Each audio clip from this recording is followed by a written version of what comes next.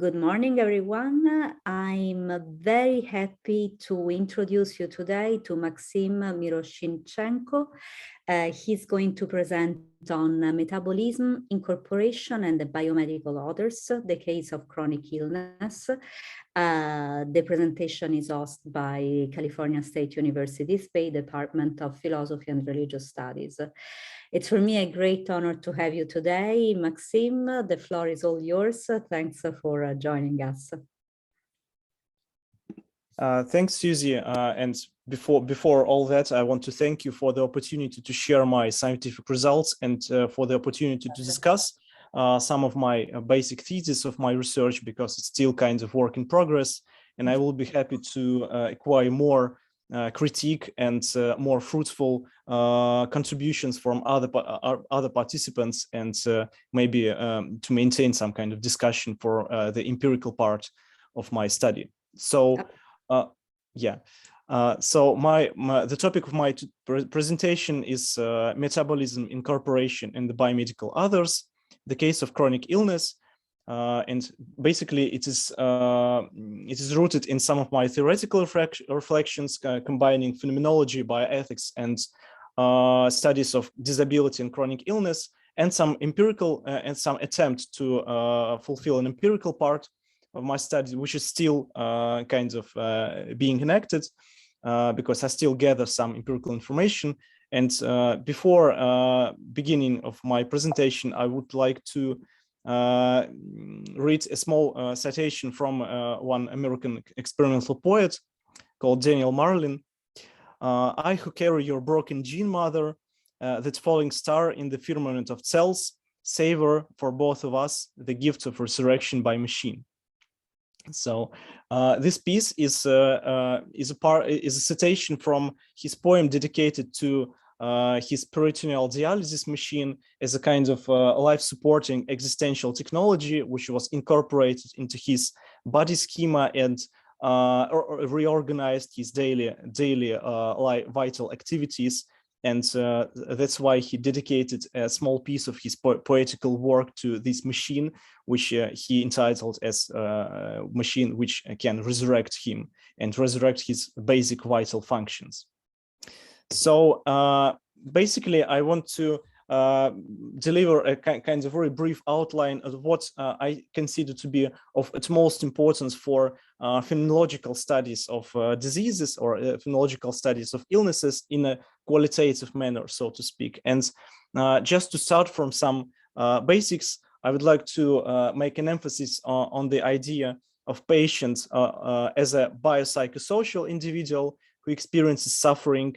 And in this sense, being patient means to be a living body, whether it be a fetus, a newborn, a child, an adult, or elderly, to be an animate, conscious subjectivity or personality, and member of a family, community, and a larger society. And certainly here I refer to this classical idea from the 1970s proposed by George Engel, an American psychiatrist who saw the limitations of what is nowadays called biomedicine or evidence-based medicine, with this tendency to reduce the lived experiences of patients. And instead of this reductionistic scientific image of patient subjectivity, Engel proposed this idea of biopsychosocial approach to subjectivity. But still, certainly there is a kind of very developed criticism of this idea. For example, we can see the inactivist approach to pain and painful feelings, which shows that biopsychosocial approach to pain is reductionistic. But still, I begin from this idea that patient possesses several dimensions of her experience, whether they be biological, psychological, or socio-cultural.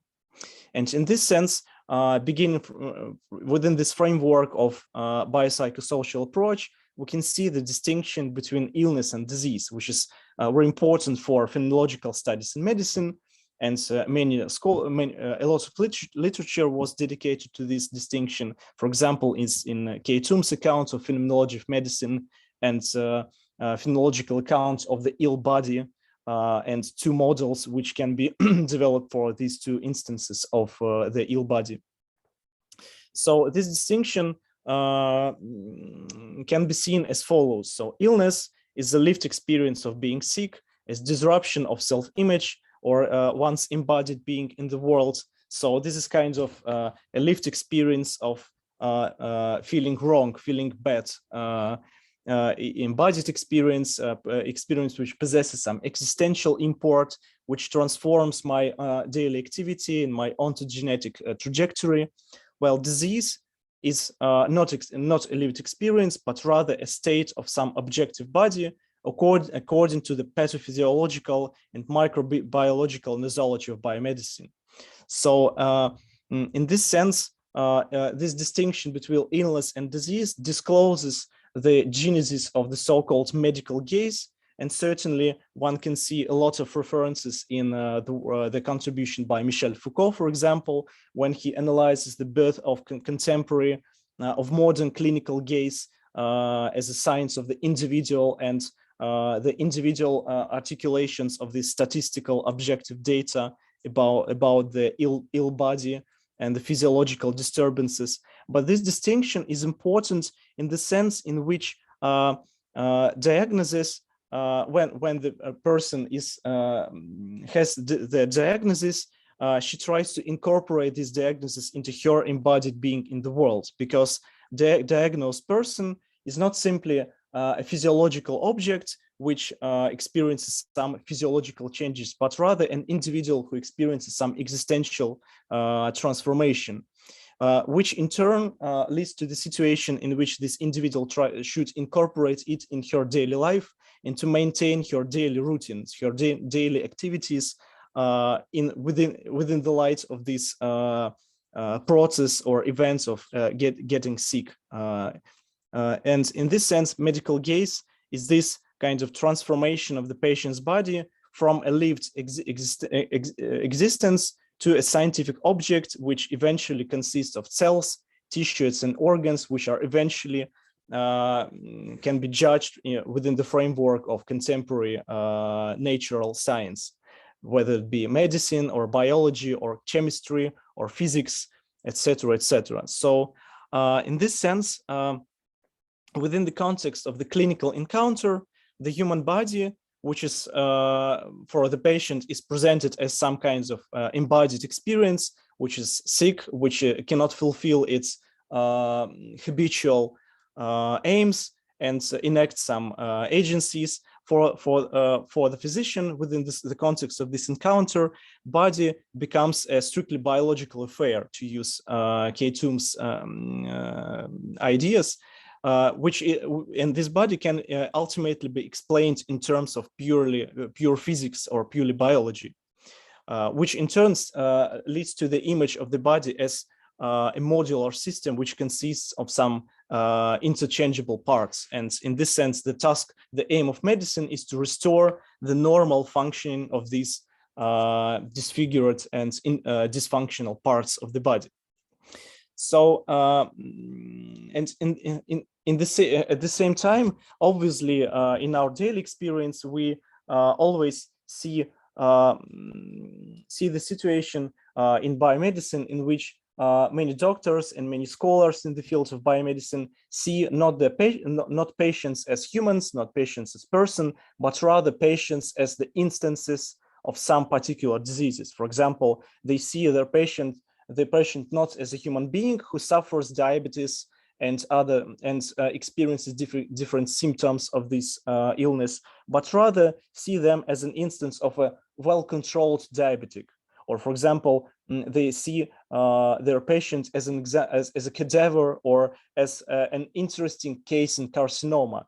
And the same holds, for example, for psychiatry, in which different mental disorders are seen not as existentially relevant experiences for humans, but rather as instances of some strange and weird and particular cases which should be studied in a scientific way. So in some sense, it leads to the dehumanization and depersonalization of patients, which was widely discussed in different literature, both in psychology, medical ethics, and other studies in the humanitarian and social scientific studies of medicine. And certainly this distinction between illness and disease is important here. Just to note several more concepts I will begin my study with is the interesting combination of concepts of disappearance and destructive plasticity. Disappearance is an idea proposed by Christine Seiler, in which she refers to the process of the body becoming bad, becoming something something ill, something dysfunctional, and something which cannot fulfill some habitual activities. And while destructive plasticity is the term by Catherine Malabou, in which she tries to conceptualize these rapid changes in the developmental trajectory of the individual. So destructive plasticity is exemplified, for example, by cerebral traumas. When your brain is injured somehow, you become a completely different personality. You change as the subject. You become someone else. You literally become the other. So with these two concepts, if they are used in the framework of medicine, we see the process of the loss of the body or the subjectivity as known before. And this certainly is relevant for some obvious results in health psychology, sociology of healthcare and medicine, wherein different scholars see the displacement of the patient's self from their body, dehumanization and loss of personhood, which are additionally enabled by the attitude from the medical personnel and from the physicians, because we see here this kind of multiplication of power structures, not only on the level of individual experience and the empathical communication of this experience between physician and patient, but also on the institutional level, which is, of course, a problem which should be dealt with in completely another framework and way of problematization. So, and one more thesis, which is of interest for me here, is the idea that illness, in the case of chronic illness, becomes the major source of social identity for the patients, because the patients, after being introduced to this experience of chronic illness, incorporates the objectified medical body image into her self-understanding, which means that self-esteem, self-comprehension becomes more and more influenced by these objectivistic data, which can be acquired in different laboratory tests, medical checkups, and some procedures taken in medicals, invasive procedures, some implants and other technologies and practices which are introduced here. And it means not only, as for example, Sharma said in her classical paper, that the images of self which are delivered by the physician, the image of the patient's self delivered by the physician become the major source of the patient's own self-appraisal, but also the idea that this objectified data, whether it be data on blood pressure or hydration or level of or balance of different chemical substances, or some dietary restrictions and practices, these technical and objectified data become more and more influential in the formation of the individual self-image. In this sense, here we can see the gradual objectification of the ill body in the case of chronic illness. So, with this, I want to proceed with a short quote from a cultural theorist called Vivian Sobchak, who experienced her leg amputation and who experienced some phantom limb pain. And in this paper from 2010, she tries to conceptualize this experience using a variety of different theoretical sources, including phenomenology.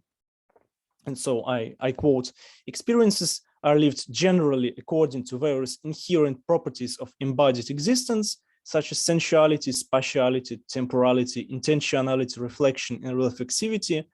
And they are lived generically according to those transparent cultural habits that regulate the boundaries and categories of human being and meaning."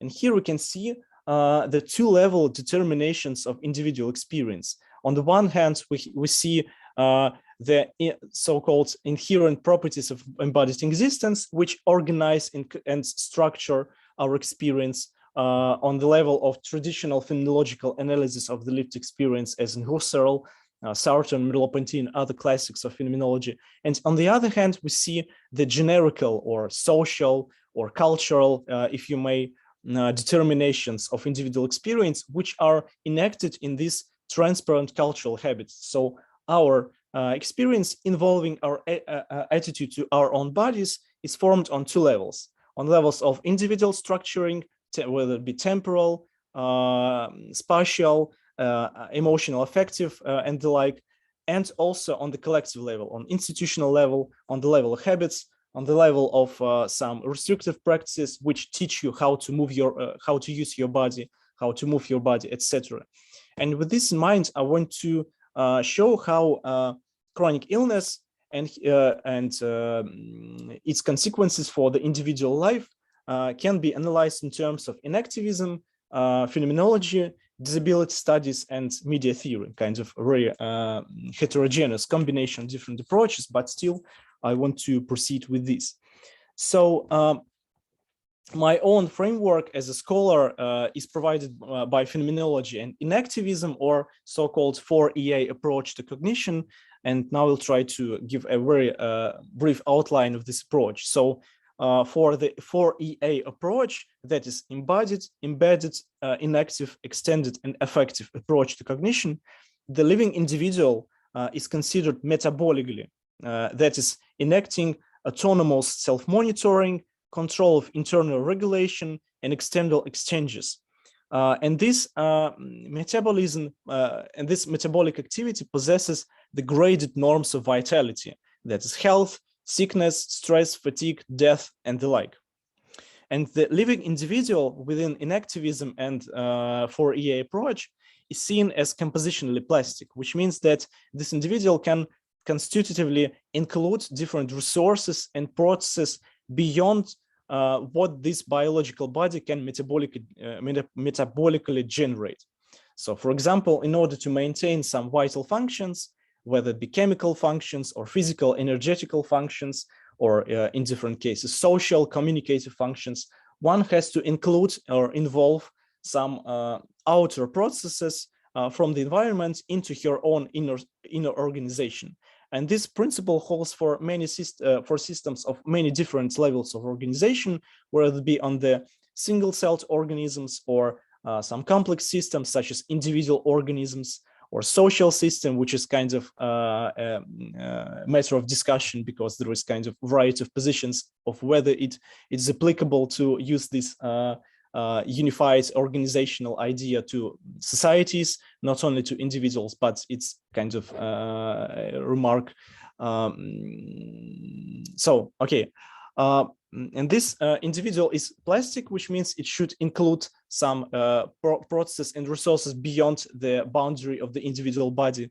And this idea within the framework of inactivism was named Incorporation, because there was a brief discussion between the proponents of extended cognition and inactive cognition in the beginning of the 2000s, because probably you know that extended cognition was a thesis by Clark and Chalmers, according to which cognitive functions can be extended and in this sense can be redistributed on another artifacts, technologies, and different scaffoldings in the environment, which was a development of the functionalist understanding of cognition. And at the same time, for inactivism, which holds that cognition is an embodied activity and interaction with the environment, the role of technologies and role of different artifacts is to be incorporated into the pre-existent immanent body schema. What does it mean? It means that in order to maintain some vital metabolic functions, many systems, both natural and artificial, have to incorporate different processes, tools, and resources which are intimately connected with their vital functions in order to maintain and to preserve the implementation of these vital functions. And the examples are various, for example, living media, new organs, prostheses, bodily extensions, and the like, many different instances, which can be summarized using the term by Margaret Shildrick, a critical disability study scholar. She used the term hybrid intercorporeality, which questions the very idea of the the idea of autonomy and individuality, because individual as an organ, as a metabolic entity which emerges in the environment and maintains some interactions with the environment, preserving its semi-permeable boundary, as was developed in activism in its classical forms, at least. With the idea of incorporation, we see that this idea is kind of vague, because we can see these extensions and incorporations which somehow question the idea of some pre-given boundaries of the body. And certainly there are a lot of instances of these prosthetic technologies, some artificial organs, living media, and the like, and you can find different accounts of incorporations and bodily extensions within the inactivism, such as in Sean Gallagher, who tries to emphasize the social and political aspects of incorporations, or Tom Froese, who tries to use the framework of the cyborgs theory of Donna Haraway to use it in cognitive science and empirical research, or Ezequiel Di Paolo, who tries to provide kind of more organismic-centered idea of extended life, and many other approaches. But still, I just give you a kind of a brief outline of these various ideas.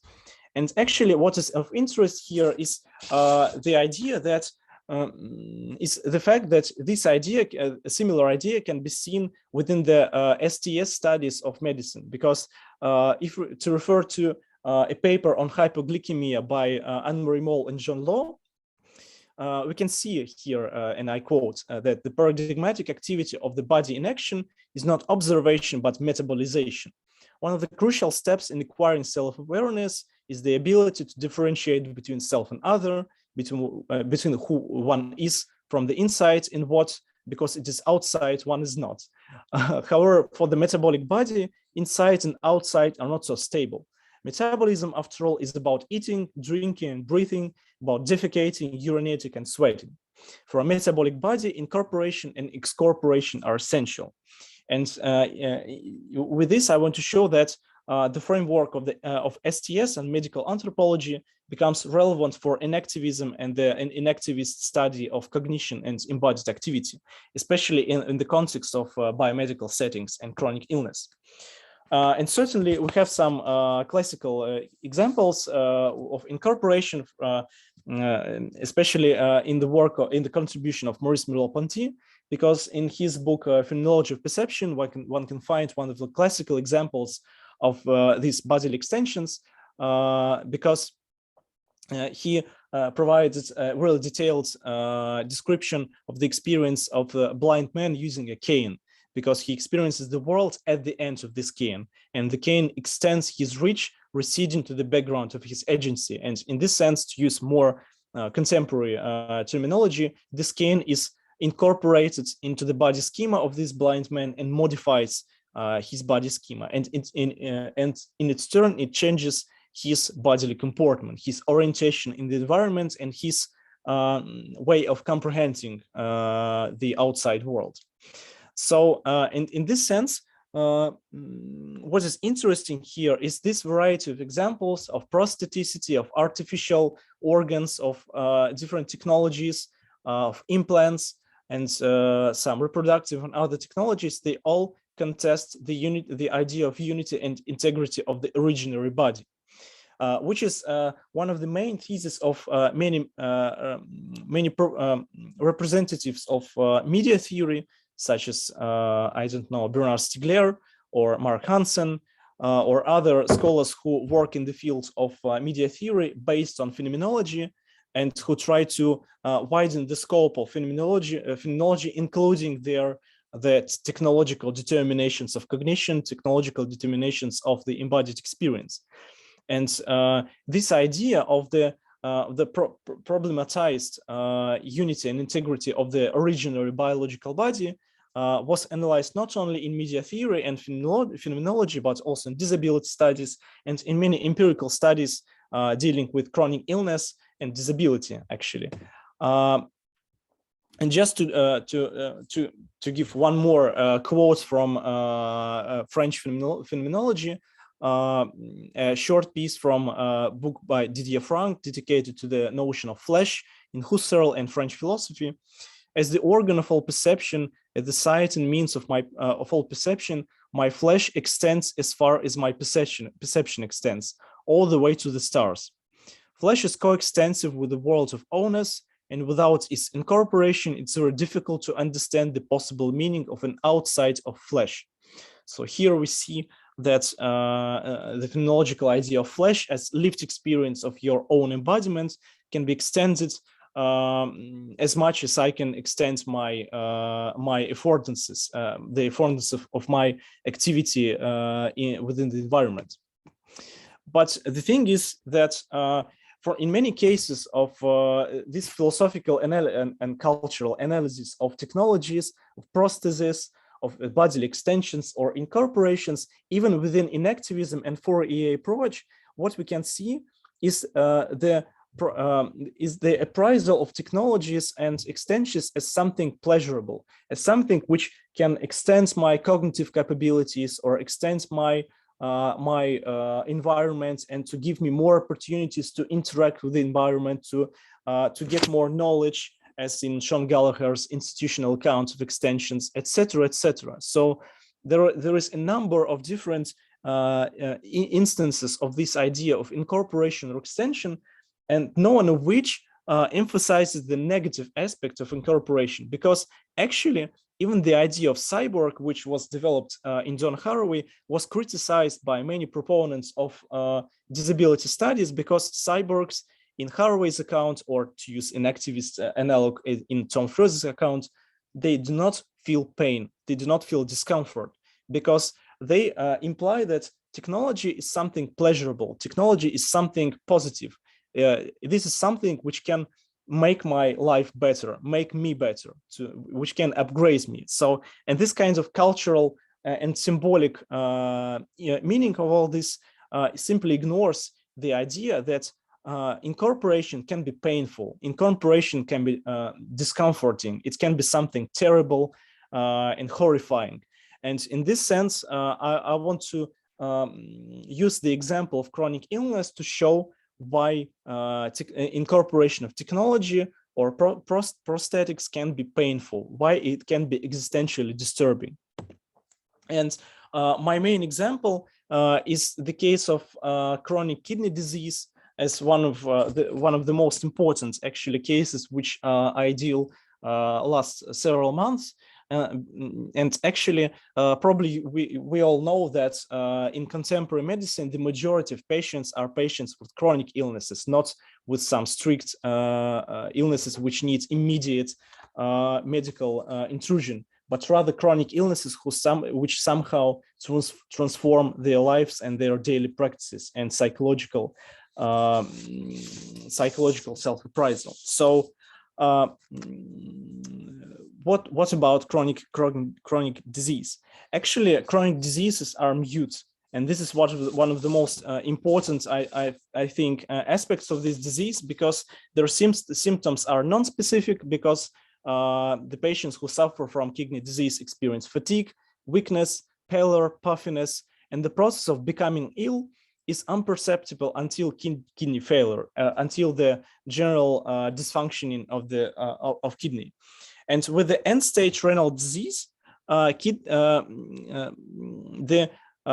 reestablishment of normal life is impossible, because your kidneys cannot produce urine, and they cannot implement their basic functions.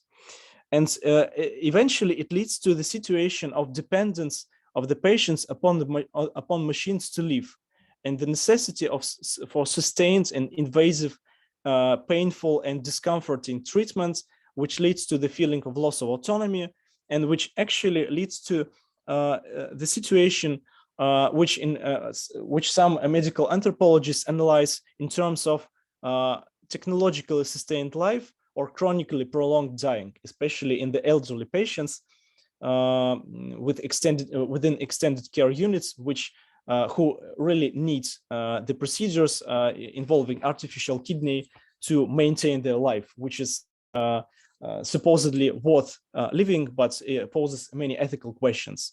And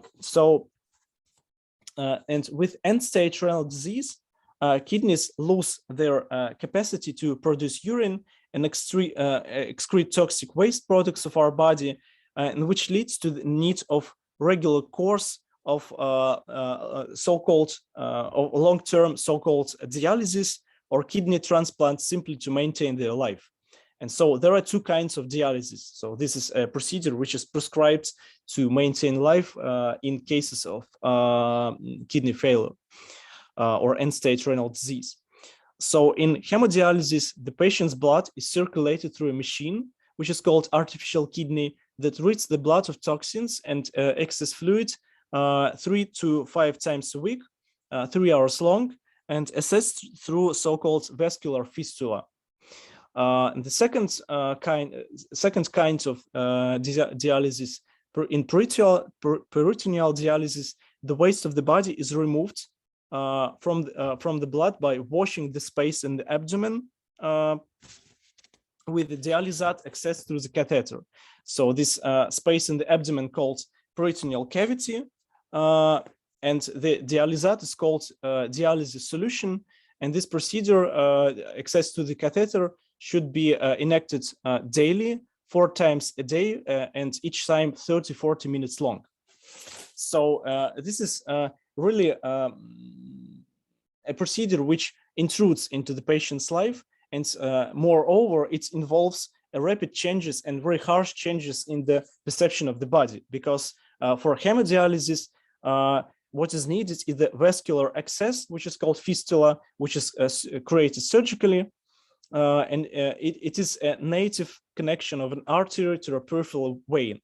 So it involves the creation of some artificial surgical access for the dialysis solution, or a circulatory prosthesis is inserted.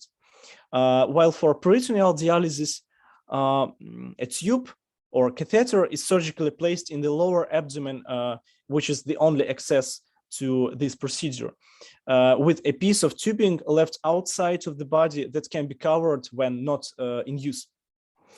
And so just to add some more information, dialysis machines, fistular needles, and solutions are biocompatible. So the materials which are used are not dangerous for the human organism in order to minimize the organism's immune reaction to the intrusion of appendices and equipment.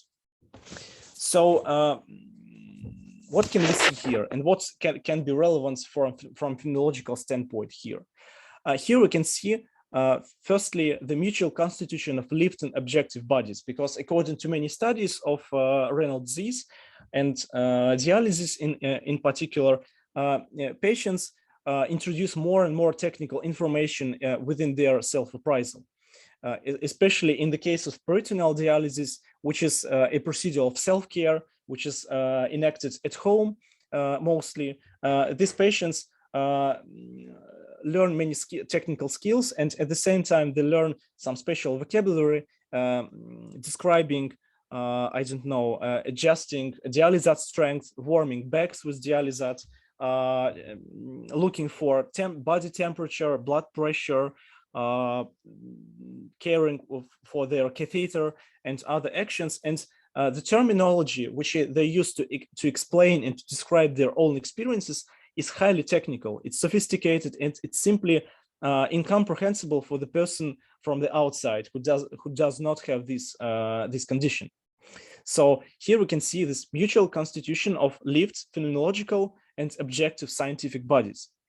And the knowledge of this body is deepened, but still is based on objective quantitative data, because this technologically sustained life involves the very precise and attentive attitude towards your inner states, the states of your organism, because you have to measure different parameters. You have to listen to the so-called fistula's murmuring, which is even more important than the pulse rhythm, actually, and many other procedures which are which some more or less influence your own psychological self-appraisal. So you literally become to perceive yourself as something as someone whose metabolic functions are distributed in the environment, distributed outside. So, and one of the interesting examples which possesses, at least in Russian culture, possesses some symbolic significance is the idea of fistula's murmuring, because while touching the connection of artery and vein, you can hear this low sound, a blood pulsation with the rhythm the same as the rhythm of your pulse. Excuse me. So one of the tasks of vital activities here is to keep yourself whole beneath the skin and beyond in practice, to use Moll and Law's words.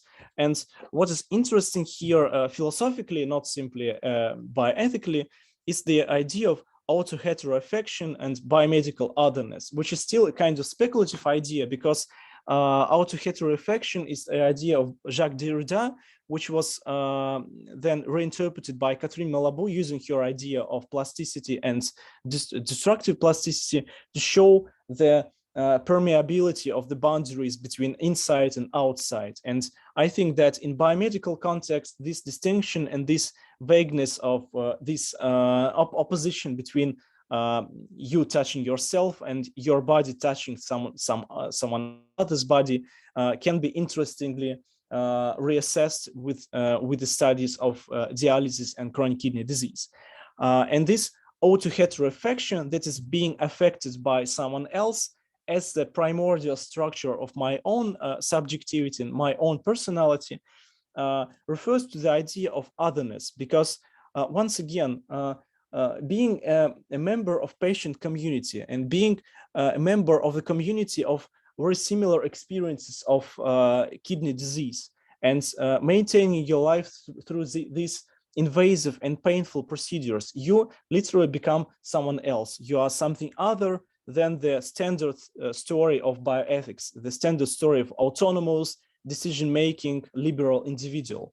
And my idea of biomedical otherness is a kind of speculative idea based on some ideas by Catherine Malabou, Derrida, and others. But I think that this speculative idea can be fulfilled with some empirical data. And now I will try to give a very brief outline of my empirical part of my study. But before that, I want to add some more ethical issues of this problem, because actually, what is widespread in patients who experience hemodialysis and peritoneal dialysis is the feeling of disgust and objection towards their body due to the aggressive and painful presence of the equipment, especially in peritoneal dialysis, because you literally have a hole in your abdomen. And in many cases, it influences their sexual life, their appraisal of their own body, their evaluation of their body appearance, etc., etc. And moreover, many patients, especially the elderly ones, and I have some experience in interviewing the elderly patients in a hemodialysis unit in Moscow, they perceive the dialysis machine or artificial kidney as ego destroyer, as a trap, as something which literally traps them and cannot, which restricts their activities and which does not permit them to do their habitual actions. This kind of there's kinds of ambiguity in the relation towards this technology, because being on the one hand being ego destroyer and a trap, on the other hand, this technology maintains life. It's a lifeline, actually, and this is something that enables them to survive, but to survive in some restricted manner, to survive as an extension of a machine, so to speak. And so my thesis, my main theoretical thesis, which discloses some opportunity to provide an empirical research, is the idea that in dialysis, both in hemodialysis and in peritoneal dialysis, incorporation of technology in bodily integrity is enacted pre-reflectively through pain and discomfort, in contrast to a standard story in extended cognition and incorporation in activism. Because this painful and discomforting incorporation of technology makes you not a full-blown individual. in standard ethical, legal, and bioethical individualist autonomous story, but rather make you something in between neo-morts or faux vivants, as beating heart cadavers in Georgia Gambit's accounts of clinical death and brain death. And so this is one of the instances of this biomedical otherness, which certainly implies the problem of ethical attitudes to this kind of subjectivities, but also involves the question of the artificial metabolism, how to interpret metabolism in terms of its artificialization in biomedical technologies, and how it can be, how it develops in the cases of chronic illness and disability, and what are the differences between chronic illness, disability, palliative states, and other instances of these medical conditions. So I tried to formulate a simple research question as possible to make more empirically verifiable my problematization. So the first question is, how do patients undergoing dialysis perceive their bodies and their incorporations? How objectivation and standardization affect the patient's self-images? And is there a cultural or generative, to use Vivian Sobchak's term, specificity in patients' perceptions of technologies? So there are rather simple questions which involve some attempt to empirical studies, and currently I already have some negotiation with the leading non-governmental organization of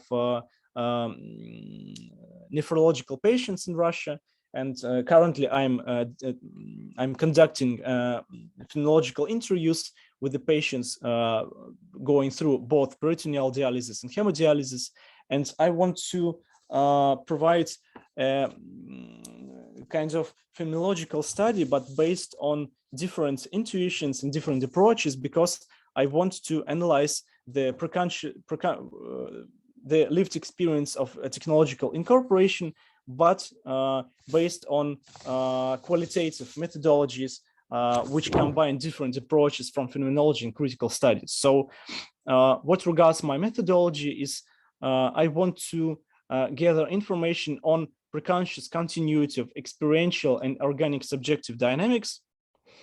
And actually with this, I base my approach not only on inactivism and its cultural interpretations in different branches of humanities, but also and basically on the version of inactivism which is developed by Nathalie Duprat, an author who developed her own account of neurophenomenology and somatic phenomenology, which she called cardiophenomenology, which tries to analyze the intertwinement and mutual constitution of organic and lived processes. So, for example, in cardiophenomenology, Duprat tries to maintain the diachrony of heart muscle, that is non or pre-verbal organic unconscious, and heart affectivity, that is behavioral expressions, face and motor gestures, and verbal and non-verbal signals. So she tries to analyze experience on two levels, on the levels of its organic determinations and on the level of its emotional affective experience. And on the level of methodology, it leads to the second person dimension, which is developed in many studies by Duprat and her co-authors, dedicated to depression, chronic illness, schizophrenia, mental illnesses, and the like. So in this sense, I want to analyze the genetic or generative interrelations between organic, subjective, and social dimensions of incorporation in dialysis patients.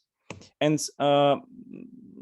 just to add kind of more validation of my methodology, a brief citation from Duprat, Varela, and Vermersch from 2003, according to which the procedures of phenological self-descriptions, such as reduction and epoche, can be provided automatically without some theoretical reflections, but can be triggered by some upsetting events such as illness or death or some aesthetic experience and the like. And in this sense, I see the lived experience of chronic illness and technological incorporations as the event or process which can somehow provoke this more attentive relation towards your body and experiences.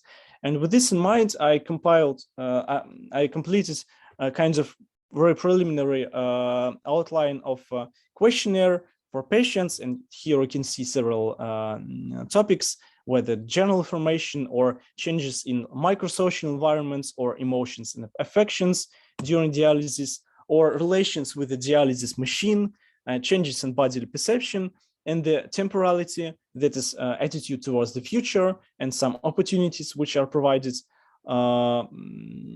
by this technology. And I want to I will try to be as concise as possible. So the main essence in this study is on the relation towards technology, whether it be artificial kidney or dialysis solutions, and how does the relation to technology influences the changes in the perception of the body in patients. And I've conducted several interviews, and the attitude is peculiar, because patients treat it treat the dialysis machine as friend, as support, as something which can be invested, with which emotions can be invested. So it's kind of emotional locus of some emotional affective attitudes, etc., etc. So the relation to technology is not only somatic and embodied, but also determined by emotions and the cognitive emotional interchanges. So with this, I'm still conducting this series of semi-structured interviews with Russian patients go through dialysis. And with this, I want to provide empirical validation for my idea of painful incorporation, and to show how does the idea of incorporation gives us more fruitful understanding of the role of technologies and media and prosthetics than in more traditional cognitivist accounts, such as in extended cognition.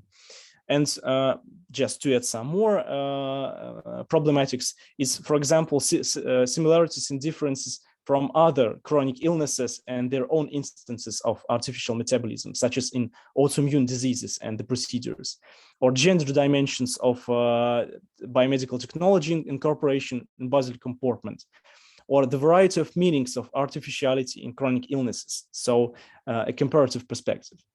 So basically that's it. And maybe I will end my presentation. So thank you for your attention.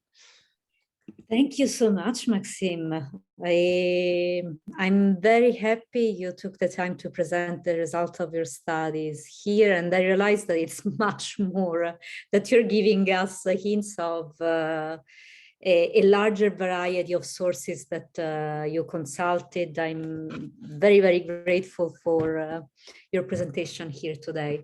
I don't know, I leave the question, we have a few minutes left for questions, so if any of you wants to ask something, please leave it in the chat or take the floor and ask. Yeah, sure, I'll ask a question. Hey, go ahead, Jackie. Yeah, so there was this discussion about how being a cyborg or being amended to as a human being is often seen as an improvement in original contexts, but in here we're talking about diseases and chronic diseases, where in the case of dialysis, it's not quite an improvement per se. It's more of a patchwork to bring someone back to a original state. And I find that to be a pretty important difference between the original idea of cyborg, of improving human, that's sort of transhuman or post-human. But in this case of dialysis or medical treatments, I wouldn't call it maybe transhuman in that case. It's something that's kind of repairing instead of improving. And so how would you, how would you really look at these differences between this idea of a cyborg and idea of repairing human beings? Mm-hmm.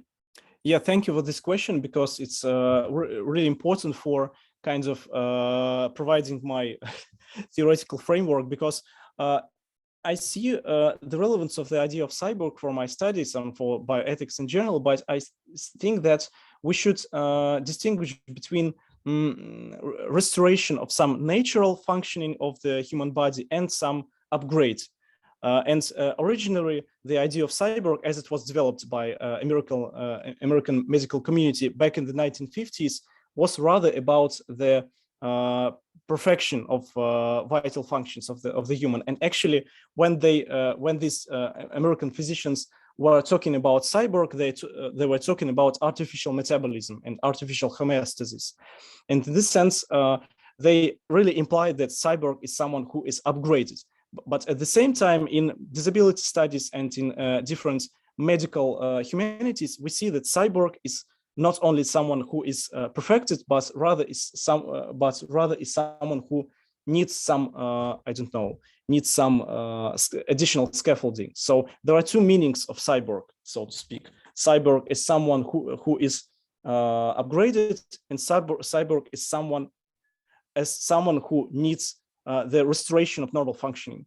And these are different meanings. And probably I will base more on the second meaning of this term, because I really think that cyborg and hybrid nature of individual is relevant here, especially for phenomenological studies of medical embodiment. But we should take into account both the historical context of this term and also take into account the idea that, for example, in dialysis or in plasmapheresis or in organ transplantation, we become cyborgs in completely different meaning of this term, which means that we somehow substitute our vital functioning with some extensions, but these extensions are incorporated into our bodily function, but still they transform and alter our phenomenological self-image.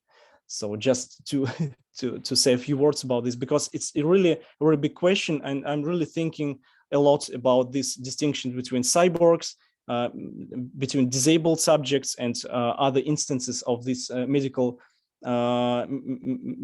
cases, because actually in disability studies there was a huge criticism of the idea of cyborg, because cyborg is a positive idea, not negative. Cyborgs don't feel pain, in Harvey at least. It's really relevant to me personally, because I have diabetes, and then for a long time I used a digital monitoring device that you wear on your body, which you can scan for blood sugar updates. And you're right, like, you know, but I think it's a nuanced position too, because yes, pain is involved, because we have to, you know, physically put using a needle a patch of this patch on my body for like 2 weeks. Every 2 weeks I have to replace the sensor, and then it's a pretty painful process. At the same time, though, I do see it as also slightly an upgrade, because I can constantly monitor my blood sugar with just my phone,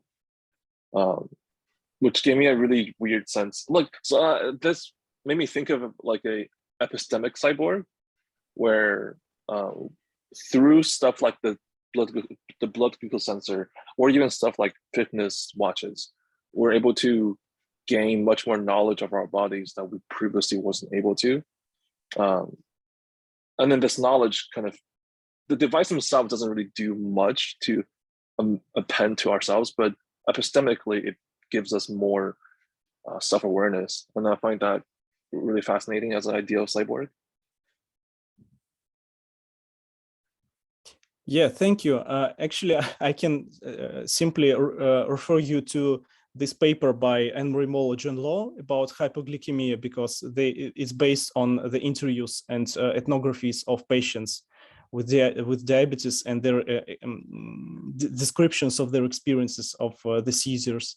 And also I can refer you to the book by Paul Preciado on Countersexual Manifesto, in which he tries to develop this kind of critical account of technology, in which any kind of bodily substitution invents its own disability. So we as tools in our social and economical systems, we ourselves as being tools and technological artifacts, any kinds of technical alteration, whether it be in medical or in some other cultural and sexual industry, it's any instance of this alteration invents its own disability, invents its own kind of injury, which can be substituted with this technology. So it's kind of interesting dynamics and ambiguity in technologies.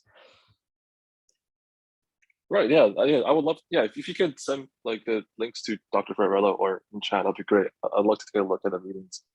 Thank you so much. Thank you. Sure, go ahead, Tarkan. So thank you very much for your presentation.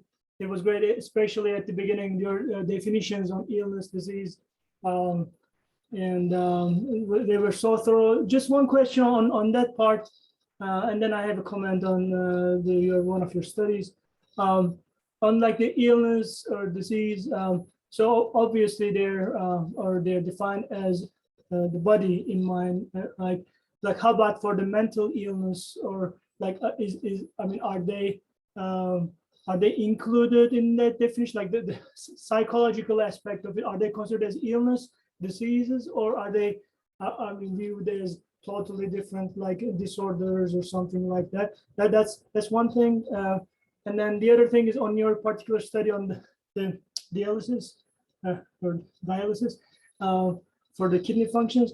I'm just curious, excuse my ignorance on it, but like would sweating reduce the need for the dialysis? I don't know if that is even tried or not. So if that would maybe ease up on the patient, that they don't need to go through dialysis as often. I'm just curious on that aspect. Thank you. Mm-hmm. Thank you. Well, to answer to your second question, no, sweating does not reduce the necessity for this procedure, because your with dysfunctioning kidneys, your organism kind of collects all the fluids, and you simply cannot take away it without this procedure. That's why if you will reduce this procedure for maximum 2 or 3 weeks, you will certainly die. So this kind of really necessary procedure if you want to maintain your life. So sweating is not enough here.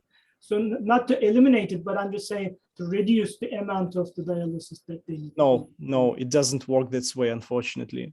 And this one of the problems, because you have to maintain this procedure on a regular basis. So it provides a very strict organization of your time, because, for example, you cannot travel anywhere. Before you can travel only in the countries in which you have to negotiate with the medical institution to continue these procedures.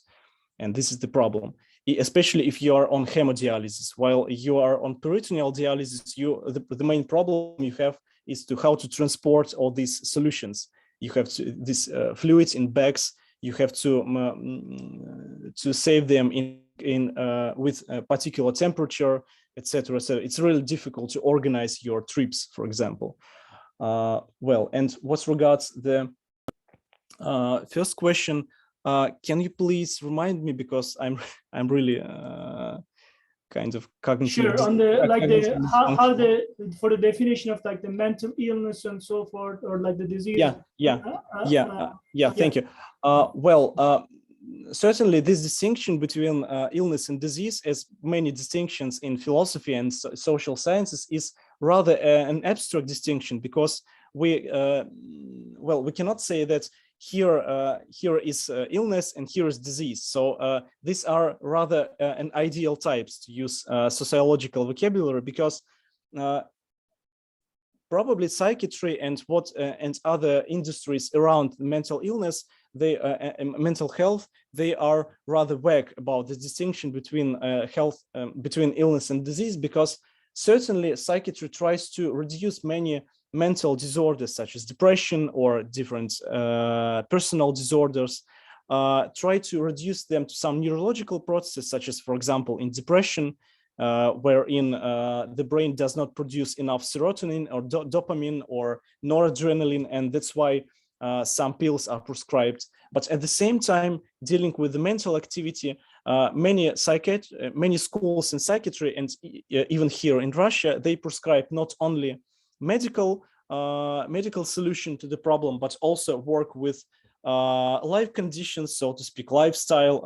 I don't know, to cease using alcohol or to cease using drugs, and to attend psychotherapists, because certainly biomedicine, in kind of once again as some kind of ideal type of knowledge production, distribution, and implementation, implies that the body is a physical object. That's why any kind of disruption on the work of this body should be substituted with some procedures, whether surgical procedures or some medicals, etc., etc. But psychiatry is kind of ambiguous in this situation, because certainly it is based on the idea that mental functions can be reduced to the functioning of the brain, especially in the cases of neurological traumas, as in cerebral palsy, for example, and many other cases of I don't know, neurodegenerative diseases.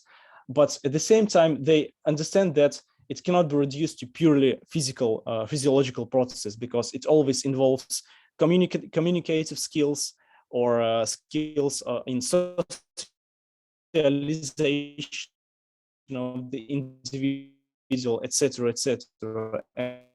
And recently I had a discussion with one of the interests in narcology, drug addiction, so-called palliative psychiatry,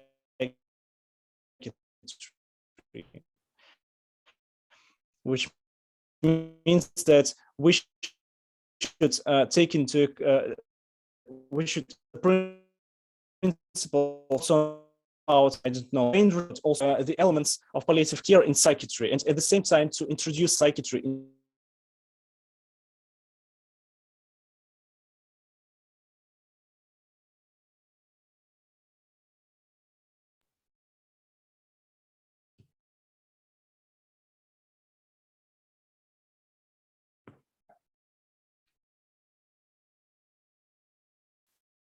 Can you hear me? Is my connection or his? It froze for me too. It's on his part. Unfortunately, on the last question, yeah, we lost him. He told us that internet wasn't strong. It's a pity. And I have another meeting soon after, so I don't know how to reach him. I'm sorry, Tarkan, you will not receive a full answer to your question, but I might put the two of you in contact. Okay, I see that he came back. Let's see, let's wait a minute.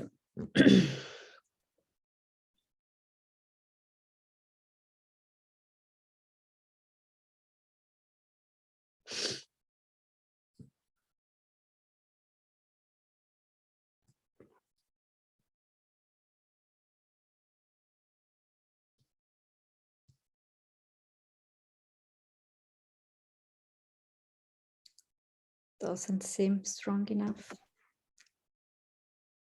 Hello, Maxime. We lost you for a moment. I tried to yeah, my internet connection is unstable. Can you see me? Yeah, we hear you still broken, and I need to jump into another meeting. I'm already 10 minutes late, but I'm Italian, so they know that I will be. But I need to close our meeting, and the connection doesn't seem to go in our way. Mm-hmm. If you want, I can put the two of you in contact, and you manage to close the answer. Yeah, it's not strong enough to have a conversation. Excuse me, I got his answer. I mean, I was just curious in generally how they view how it is viewed from a psychiatric point of view, and he explained it. So perfect. Thank you. All right. Thank you so much, Maxime, for your great presentation. I was really, really happy to have you here, and thank you for interesting questions you asked also. Have a good day. You. Bye.